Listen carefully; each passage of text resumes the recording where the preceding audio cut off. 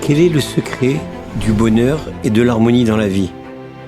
Rabbi Nachman nous enseigne très simplement, regardez toujours le point positif chez soi, chez les autres et dans toutes les situations.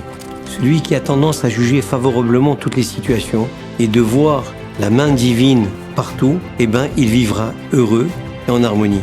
À quoi ça ressemble, nous dit Rabbi Nachman? Un musicien.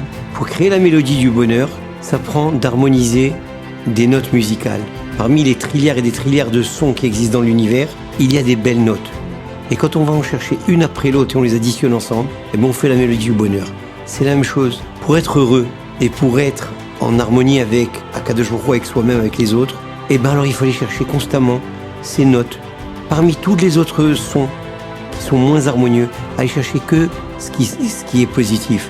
Quand on voit le bien dans sa situation, le bien chez chacun et surtout le bien chez soi-même, on a une force, on a une stabilité, on a une simcha. On peut déplacer des montagnes. Pourquoi? Parce qu'on s'est renforcé, on a évolué notre confiance en nous-mêmes, la confiance dans les autres. Et on voit toujours le bien, on juge tout le monde bien, favorablement. Et ainsi, le monde est bien meilleur. Comme on dit en anglais, perception is reality. Si tu as une bonne perception, ta réalité est bonne. Alors cette perception, il faut la cultiver, il faut la travailler. Voir tout le temps le bien partout et dans tout. Et de cette façon, ta réalité, elle devient absolument extraordinaire.